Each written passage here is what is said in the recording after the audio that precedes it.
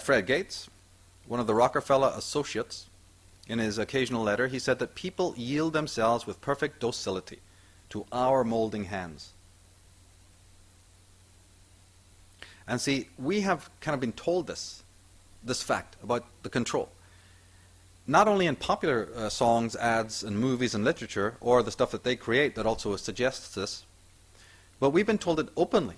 I mean, George Orwell's 1984 in Animal Farm. We have B.F. Skinner, the famous behaviorist, who wrote a book called Walden 2. And we have Aldous Huxley in Brave New World and Brave New World Revisited. Another way to look at it, though, is generally my take on it, which I've tried to express in Architects of Control and other work. And that is that, look, you can't continually be talking about tyrannies as if it is a gun to the head, and we're being forced and coerced all the time. Sooner or later, we're going to have to ask us a more deeper question. What is it that the slave is doing to not only bring about his own enslavement, but perhaps to even bring into being the enslavers? Because ultimately, I believe that this master-slave thing is a relationship. It is in our relationships on the intimate domestic level, and it is further up the fractal. And as you know, 9 times out of 10 in the so-called conspiracy or alternative movement, that is not being dealt with. There's a lot of finger pointing, there's a lot of pointing out who the enemy is, and that's very valid and important. We need to do that. But I approach a lot of this stuff from an occult tradition, from a philosophical point of view, never forgetting that there is a relationship here between the parasite and the host. And to, in a couple of lines, just express what we were doing in Architects of Control for those who haven't seen it. Basically, we're asking a question. And that is man accepting tyranny in all its forms, both in intimate life and further up the fractal? Are we accepting that because we'd rather have external tyranny in any form than walk the road of selfhood? Now, I don't know. I say we're exploring it together. Is man so afraid of the burden, the weight of being a self? Is he so apprehensive about walking the Siddhartha road? Or he tries it and finds out, oh, Jesus, that's a bit tough. That he then makes this sort of inner contract with himself to follow the gurus and to follow the leaders and the masters, so that these tyrants, both political and religious, exist? Because you won't find carrion crows and vultures in a Japanese tea garden.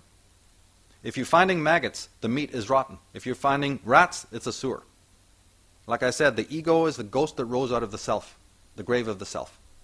So once you start looking into this deeper relationship of what we are doing, our neglect, our avoidance of selfhood, could that be in some way causing the state of decay that we see? Because don't blame the vultures and the carrion crows. They're doing exactly what they need to do. The maggots are doing exactly what they need to do. If something's dead, then don't blame the maggots. So if the psyche is in a state of decay, don't blame the predators for coming by and setting up shop.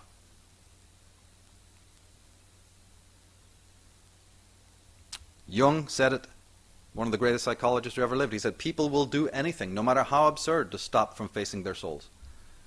No matter how absurd. And in one of my talks that I did in Los Angeles in 2012, I kind of rephrased this a little bit. I said that people will do anything, no matter how absurd, to stop from doing their shadow work. It's basically the same thing, but it's a little bit different slant on it. Shadow work. Looking at themselves, all parts of themselves, not just trying to live in a one-seasoned world. The great German philosopher Arthur Schopenhauer said it this way: men would sooner die than think. And he's a philosopher, so even his definition of what it means to think is not what we would think it is. There's a great weight in that word, a great meaning. You are the only creatures who can do it. You can think about meaning. Dogs, animals have a very high form of consciousness, but they're not sitting there. The swan on the lake is not saying, oh shit, I'm going to die one day, life's a bitch. Right? It's not in any form of trepidation. It's not in any form of yesterday or tomorrow. It's absolutely in the now. It's absolutely there.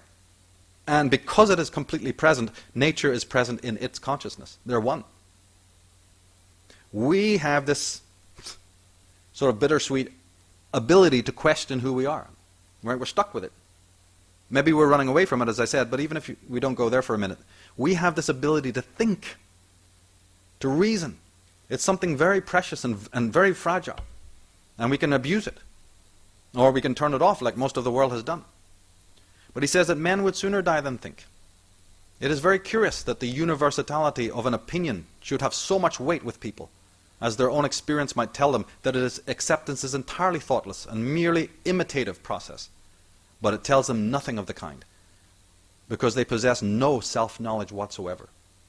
And he's speaking about the collectivism again, and we're going to get into that in the second half of today's presentation. I'll look deeper at that concept. Then I found out that, look, one really can't even deal with psychic dictatorship after all the word psyche means the mind, without really dealing with consciousness. You see how the road, you start with one thing and it leads you into another place? And I love that. That organic, natural, unbigoted, unprejudiced, unpartisan, unbiased flow is what is the magic. More important than even the goal at the end, by the way. You start off trying to bring down Big Brother.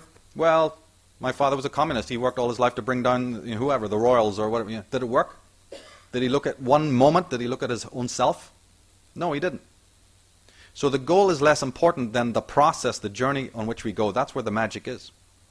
But as I said, if you're going to talk about psychic dictatorship, you end up studying consciousness, the victim of dictatorship.